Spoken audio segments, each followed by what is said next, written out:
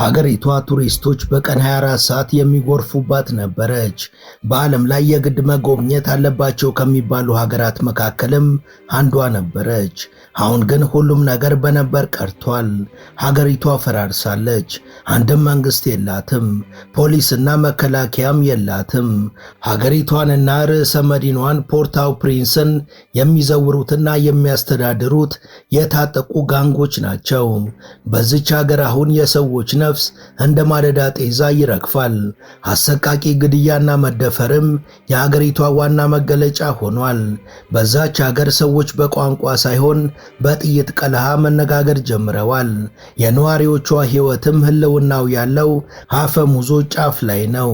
ወደ ሀገሪቷ ገብተው ከቀናት ቆይታ በኋላ በሕይወት መውጣት የቻሉ ለዓለም ያጋለጡት ጉድ ግን በርካቶችን አስደንግጧል። 6 months on, and the gangs here now control nearly all the capital Port-au-Prince. The violence and horror here is relentless. We're not gonna let them come here and kill us, steal everything we have, burn cars, burn houses, kill kids. ሰላም ጤና ይስጥልን።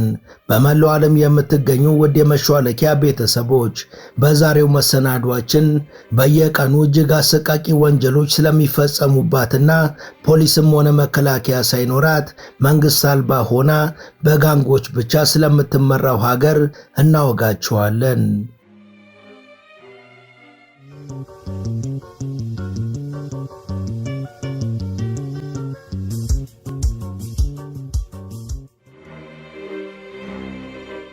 ከፖሊስም ሆነ ከመንግስት የጸጥታ ኃይሎች ቁጥጥር ውጪ ናት። በአንድ ወቅት ዓለም ላይ ካሉ የቱሪስት መዳረሻዎች ሁሉ በላቀ ሁኔታ ተመራጭ የነበረችው ይቺ የባህር ዳር ላይ ከተማ በዚህ ልክ የከፋ ሁኔታ ውስጥ መዝቀጧ ለበርካቶች እንቆቅልሽ ሆኗል። ቀደም ባሉ ዓመታት እጅግ ትሑትና እንግዳይ ተቀባይ በመሆን የሚታወቁ የጥቁር ፈርጥ የሚመሳሰሉ ዜጎች የነበሯትና የነጻነት ተምሳሌት የሆነችው ይቺ ከተማ እንዴት የፍርሃት ተምሳሌትና የሕግ ምልክት የጠፋባት ቦታ ሆነች የሚለው ዛሬም ድረስ ያስገርማል። በከተማዋ እየተከሰተ ያለው ሰቆቃ የዓለም አቀፉን ማህበረሰብ ትኩረት በከፍተኛ ደረጃ የሳበ ሆኖ ሳለ መፍትሄውስ እንዴት ታጣ? በከተማዋ የነበረውን ሰቆቃ በአካል ተጋፍጦስ ያለፈ ሰው ይኖር ይሆን የሚለው የበርካቶች ጥያቄ ነው።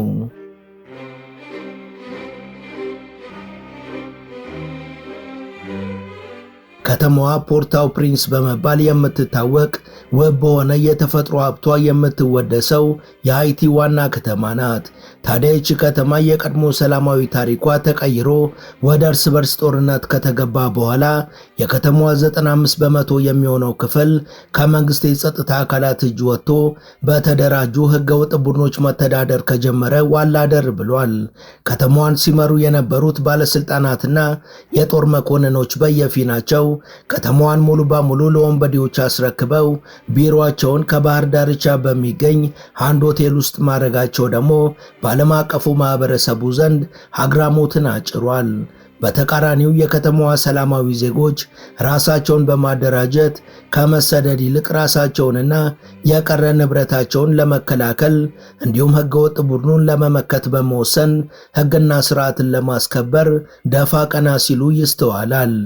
የሆነና የከተማዋ አብዛኛው ክፍል በህገወጡ ቡድን ቁጥጥር ስር የሚገኝ በመሆኑ በአካባቢው ያሉ ንጹሃን ዜጎች ዕለት ተዕለት የተለያዩ አካላዊና ጾታዊ ጥቃቶችን ለማስተናገድ የሚገደዱ በመሆኑ ባገኙት አጋጣሚ የቡድኑን ቀጠና በመልቀቅ ዘ ሬዚስታንስ በመባል የሚታወቀው የሰላም ቅንጅት ወደሚቆጣጠረው ቀጠና ለመሻገር ይሞክራሉ።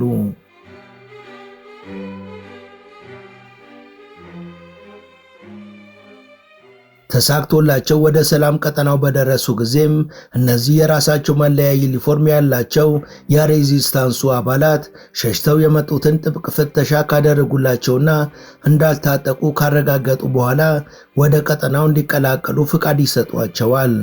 የህገወጥ ቡድኑ አባላት የመንግስት ባለስልጣናቱ ከመሸጉበት ሆቴልና ዘ ሬዚስታንስ የተባለው ኃይል ከሚቆጣጠረው አካባቢ ውጪ ያለውን የከተማውን አካል እንዲሁም ውሃ፣ ትራንስፖርት የትራንስፖርትና የመብራት አገልግሎቶችን ሙሉ በሙሉ ይቆጣጠራል። ቡድኑ በሚቆጣጠረውና በሚያስተዳድረው የከተማዋ ከፍተኛው አካል የሆነው ቦታ ውስጥ ደግሞ በርካታ ለጆሮ የሚቀፉና አሰቃቂ የሆኑ በደሎች ሰላማዊ ዜጎች ላይ እንደሚፈጸሙ በቦታው ተገኝቶ የጥቃቱ ሰለባዎችን በማነጋገር መረጃውን ለሚዲያ ያበቁ በርካታ ሚዲያዎች አሉ።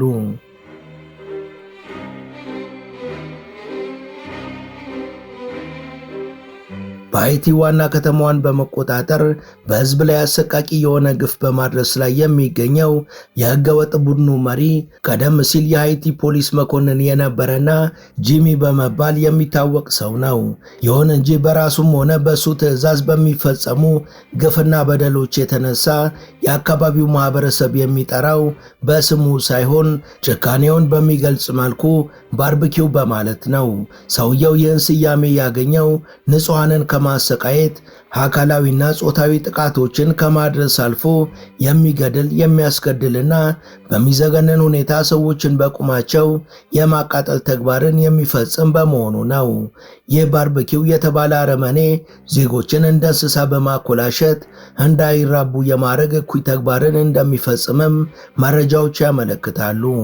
ለመሆኑ ቀደም ሲል አማላይ የነበረችው ሃይቲ እንዴት እንዲህ ያለው ሁኔታ ውስጥ ተዘፈቀች የሚለው ዛሬም ድረስ መልስ ያልተገኘለት ጉዳይ ነው።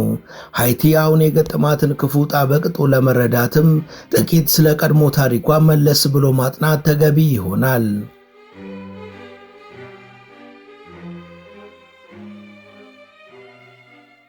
ቀደም ሲል ሃይቲ ሳንቲያሚንግ በመባል ትታወቅ ነበር። በ1804 ነፃነቷን ከመቀዳጀቷ በፊት በፈረንሳይ ቀኝ አገዛዝ ስር የነበረችና ቀኝ ከተገዙ የፈረንሳይ ግዛቶች ሁሉ እጅግ ሀብታማዋና የበለጸገች ሀገር ነበረች። ሃይቲ ከአፍሪካ በባርነት በተጓዙ በርካታ አፍሪካውያን ዜጎች የለማች ከመሆኗ ባሻገር በ1804 በተቀሰቀሰ አብዮት ነፃ ስትወጣ የመጀመሪያዋ ነፃ የጥቁሮች ሀገር ለመሆንም በቅታ ነበር። ይሁን እንጂ በቀል ሲያስቡ የቆዩት ፈረንሳዮች በ1825 ሃይቲ ላይ ጦርነት በማዝመት ሕይወታቸውን ላጡ የፈረንሳይ ባሪያ ፈንጋዮች ካሳ በሚል ለ120 ዓመት የዘለቀና የአገሪቷን ኢኮኖሚ ያደቀቀ የካሳ ግብር ስትከፍል የቆየች ሲሆን ያልበቃ ብሎ በ1915 አሜሪካ ሰላምና መረጋጋትን ለማስፈን በሚል ሰበብ ሀገሪቷን በመውረር ባንኮችን፣ የወርቅ ማዕድናትንና ሌሎች ሀብቶችን በመቆጣጠር ሀገሪቷን ወደ ተጨማሪ የድህነት አዘቅት ውስጥ ከተዋል። ከዚህ ባሻገር አሜሪካ ጥላ በምትወጣ ጊዜም የተበላሸና በሙስና የተጨማለቀ መንግስታዊ ስርዓትን ገንብታ ነበር የወጣችው። ሲያመጣው አንዴ ነው እንደሚባለው በ2010 የተከሰተው የመሬት መንቀጥቀጥ ደግሞ ዋና ከተማዋን እንዳልነበረች ከማድረጉ በተጨማሪ የ206,000 ነዋሪዎችን ሕይወት ቀጠፈ። ከነዚህ ተደራራቢ ችግሮችና ከፍርስራሽ ውስጥ ደግሞ ህገወጥና የታጠቁ ቡድኖች ተፈለፈሉ። ከአሰቃቂው አደጋ ማግስትም ደክሞ የተገኘው የመንግስት መዋቅር በእነዚህ የታጠቁ ቡድኖች ተተካ።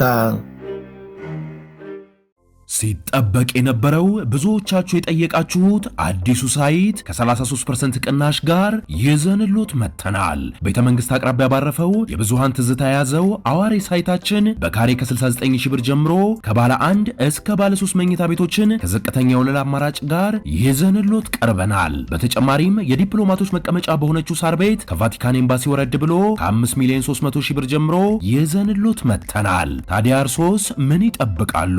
ውብና ዘመናዊ በሆነው ህንጻችን ላይ በኢትዮጵያ ብር ካለምንም አይነት የገንዘብ ጭማሪ እንዲሁም ከወለድ ነፃ አገልግሎት ጋር አቅርበንሎታል። ለበለጠ መረጃ ከታች ባለው ስልክ ይደውሉ። በ2021 የፕሬዝዳንቱን መገደል ተከትሎ ስርዓተ መንግስቱ ሙሉ በሙሉ ተንኮታኮተ። በሀገሪቷ የተከሰተውን ቀውስ የሃይቲ ፖሊስ ሊቆጣጠረው አቅም አልነበረውም። በተለይ ዋና ከተማዋ በታጠቁ ህገወጥ ኃይሎች ቁጥጥር ስር ወደቀች።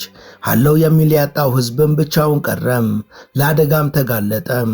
ሰላማዊ ቀጠናውን ለመጠበቅና የቀረች ክብራቸውንም ላለማሳጣት የተደራጀው ዘ ሬዚስታንስ የተባለው ቡድን አባላትም የተለያየ የህይወት ዘይቤ ካላቸው የተውጣጡ ኢንጂነሮች፣ ሜካኒኮችና ሌሎች ሙያዎች ያሏቸው ሲሆኑ ጥምረት ፈጥረው ከሚያሸብሩት ከ200 በላይ ከሚሆኑት ጋንጎች የሚለያቸውም ዩኒፎርም ለብሰው ቀጠናቸውን መጠበቃቸው ነው። እነዚህ ቀደም ሲል ሰላማዊ ዜጎች የነበሩ የሬዚስታንሱ አባላት በተቻለ መጠን ራሳቸውን ማስታጥቀው ያሳለፉት የመፈናቀልና የእገታ ተግባር ድጋሚ እንዳይከሰት ይከላከላሉ።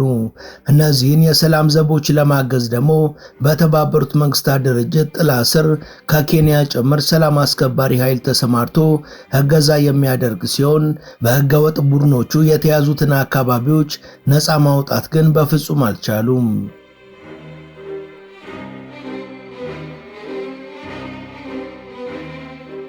ህገወጥ ቡድኑ የሀገሪቷን ወደብ ሳይቀር ተቆጣጥሮ ይገኛል። በሌላ በኩል ለሆቴል በሚባለው እጅግ ቅንጡ ሆቴል ውስጥ ደግሞ በሀገሪቷ እየተካሄደ ያለውን ነውጥ ችላ ብለው በዛ ሆቴል ውስጥ የሚኖሩ የመንግስት ባለስልጣናት ይገኛሉ። ሆቴሉ የሚገኙበት ወረዳ እስከ አፍንጫቸው በታጠቁ ኃይሎች የሚጠበቅና ከአውሮፕላን ማረፊያው እስከ ሆቴሉ ያለውን አካባቢ አንጻራዊ ሰላም ያለበት ለማድረግ የቻለ ነው። ነገር ግን ሙሉ በሙሉ በፈረሰች ሀገር ውስጥ ዜጎች በማያባራ ሰቆቃ ውስጥ ባሉበት ሁኔታ በሆቴሉ ወረዳ ያለው እውነታ ለበርካቶች እንቆቅልሽ ከመሆኑ ባሻገር ነገሮች ወዴት እንደሚያመሩ እንኳን ለመገመት አዳጋች እንዲሆኑ አድርጓል። የሆቴሉን ወረዳ ሳይጨምር በአንድ ወቅት ውብ በነበረው ፖርታው ፕሪንስ የሚታየው የፈራረሱ መሰረተ ልማቶች፣ የተዘጉ ትምህርት ቤቶች፣ የተቃጠሉ ባሶች፣ በየቦታው የወዳደቁ አስክሬኖችና የራስ ቅሎች እንዲሁም ደግሞ ነዋሪ አልባ ቤቶች መሆናቸው ተቃርኖውን ያጎላዋል።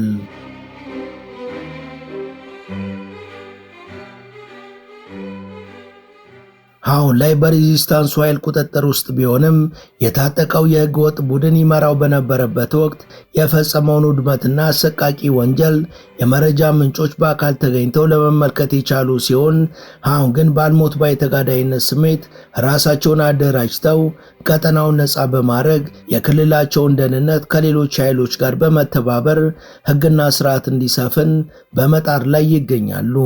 የበርካታ ቡድኖች ጥምረት የሆነውና በባርበኪው የሚመራው የታጠቀው ቡድን አባላት ወደ ሰላማዊ ቀጠና እንዲገቡ በፍጹም አይፈቀድም። ቀድሞ ገብቶ የተገኘ ሲኖርም ራሳቸው ባቋቋሙት የፖሊስ ተቋም ቁጥጥር ስር እንዲውል ይደረጋል።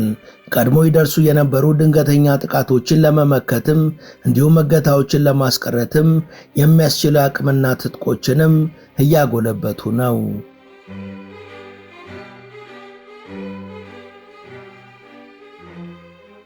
የሰላም ዘቡን መለያ ዩኒፎርም ለብሶ የታጠቀው ቡድን ወደሚቆጣጠረው ቀጠና መዝለቅ የማይታሰብ ነው። የታጠቀው ቡድን አለቆችን ለማግኘትም ሆነ በቁጥጥራቸው ስር ያለውን አካባቢ ለመጎብኘት በእጅጉ ከባድ ነው። ወደ ቀጠናው በግል መኪና መጓዝም የቦምብ ሲሳይ መሆንን ስለሚያስከትል በፍጹም አይታሰብም። የሃይቲን በተለይ ዋና ከተማዋን 95 ከመቶ አካባቢ ተቆጣጥሮ ያለው ወደ 200 የሚጠጉ የታጠቁ ኃይሎች ቡድን ስብስብ ነው።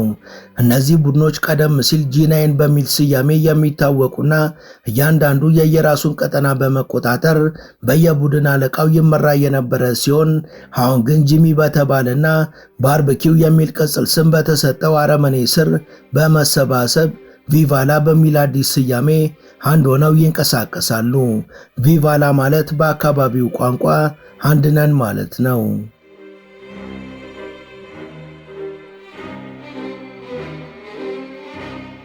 ጂሚ ወይም ባርበኪው ቀደም ሲል የፖሊስ መኮንን የነበረና መንግስታዊ ስርዓቱን በመቃወም ትጥቅ አንስቶ የነበረ ሰው ነው።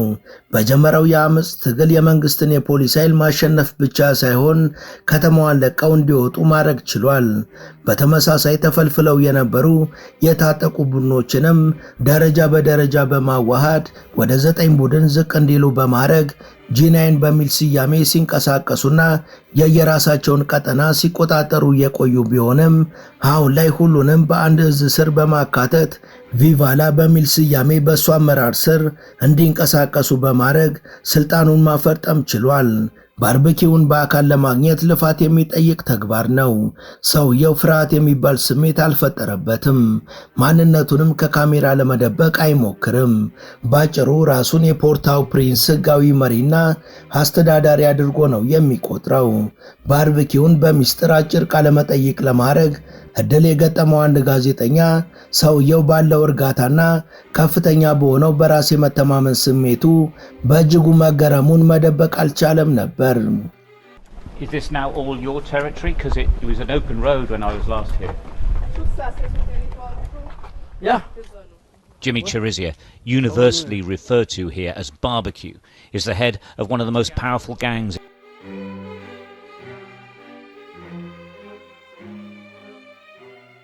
ጋዜጠኛው የአንደኛውን የታጠቀ ቡድን ወጣት መሪ ለምንድነው ባርበኪው ፊቱን ለመደባበቅ የማይሞክረው ብሎ ጠይቆት የነበረ ሲሆን ወጣቱ መሪም እሱ ከማን ነው የሚደበቀው? ሁሉም ሰው እኮ ያውቀዋል። ሁሉም የቡድኑ መሪዎች በሱ ስር ናቸው። የትኛውንም አመራሩንም ሁላችንም በጸጋ እንቀበለዋለን ብሏል። ጋዜጠኛው ባርበኪውን አግኝቶ ቀድሞ ከነበረበት የፖሊስነት ስራው በመውጣት ህገወጥ ቡድን ለመምራት ለምን ወሰንክ ብሎ ለጠየቀው ጥያቄ ምላሹን ሲሰጥ የመንግስት ስርዓቱ ወደ መፈረካከስ በገባበት ወቅት በርካታ ቡድኖች ትጥቅ አንስተው መንቀሳቀስ ጀምረው ነበር። የፖሊስ ኃይል ተብየው ደግሞ ከፍላጎት ውጪ ያንን ትጥቅ የሚያስፈታበት ዘዴ አልነበረውም። ስለዚህ እነዚህ የታጠቁ ቡድኖችን በአንድ ጥላ ስር ማቀናጀት አማራጭ አልነበረውም ብሏል። ስለተፈጸመው ወንጀሎችና ስለወደፊቱም ሲናገር አንድ ቀን የህግ ተጠያቂነትና የፍትህ ስርዓት እንደሚኖር አውቃለሁ። በእኔ በኩል ሊመጣብኝ ለሚችል የትኛውም ተጠያቂነት ኃላፊነት ለመውሰድ ዝግጁ ነኝ። በእኔ አመለካከት ግን ዋነኛ ተጠያቂዎቹ የታጠቁ ህገወጥ ቡድኖች ናቸው። እነዚህ ቡድኖች በርካታ አሰቃቂ ወንጀሎችን እንደሚፈጽሙ አውቃለሁ። በኤልሳልቫዶር የተወሰደውን አይነት እርምጃም እደግፋለሁ። ነገር ግን ሃይቲ ኤልሳልቫዶር አይደለችም። ኤልሳልቫዶር ውጤታማና የሚሰራውን የሚያውቅ መንግስት ያላት ሀገር ናት። በሃይቲ ግን እንዲህ አይነት መንግስታዊ ስርዓት መምጣት እስከሚችል ድረስ በእኛ በኩል ህይወት እንዲቀጥል ለማድረግ አንጻራዊ ሰላምና ህጋዊ ስርዓት ያለበትን ሁኔታ ለመፍጠር የቻልነውን ያህል እናደርጋለን። ምን ያህል ተሳክቶልናል ለሚለው ጥያቄ ግን መልሴን አላቀውም በማለት ፍየል ወዲያ ከዘምዝም ወዲህ የሆነ ምላሹን ሰጥቷል።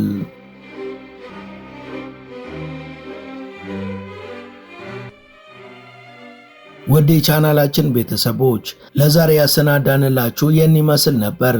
እስከ ዝግጅታችን ፍጻሜ አብራችሁን ስለነበራችሁ ከልብ እናመሰግናለን።